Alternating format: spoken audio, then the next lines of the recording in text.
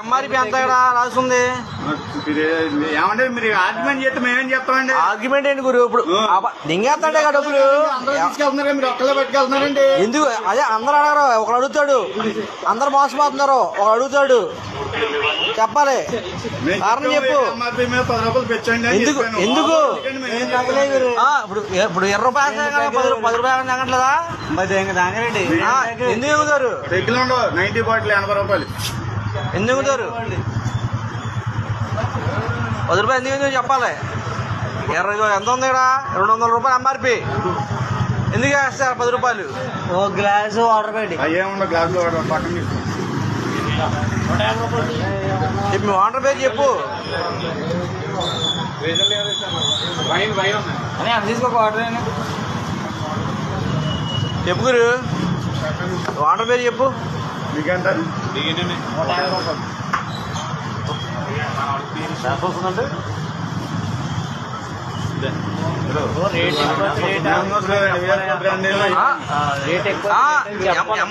MRP ఎంత ఉంది? అంతా ఏం కాలే వేస్తే ఎక్కడం ఏంటి? అర్థం కావట్లా. కారణం ఉండాలి కదా. అది అది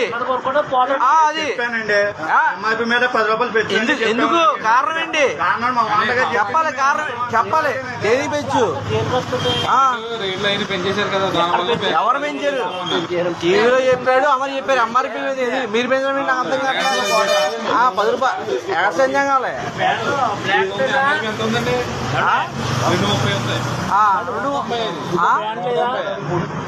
190 ఇంకో బ్లాక్ 150 వాటర్ పేరు చెప్పు. చెప్తా అండి.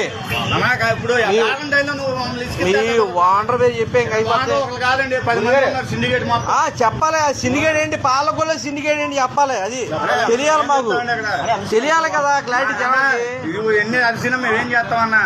10 రూపాయలు ఎక్స్ట్రా అంటే బాటిల్ 10 రూపాయలు ఎక్స్ట్రా అంటే కొన్ని లక్షలు అయిపోతుంది. ఆడికి చెప్పాలి. లక్షలు ఏంటి క్లారిటీ తెలియాలి కదా.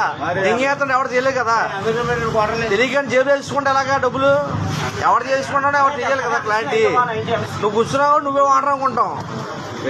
బతికేవాళ్ళని వాంటలు ఎవరు మరి దాని వాంటర్ ఎవరు చెప్తే అప్పుడు దానికి ఆడికి తెలిసి అంటే చెప్తా ఉన్నా. 10 మంది మాకు తెలియదు ఎవరు.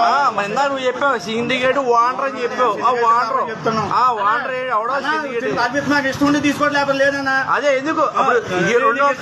మా రేట్ ఇది 200 రూపాయలు 10 రూపాయలు ఎక్స్ట్రా తెగుతున్నారు. పాలకొల్లు 10 రూపాయలు ఎక్స్ట్రా తెగుతున్నారు.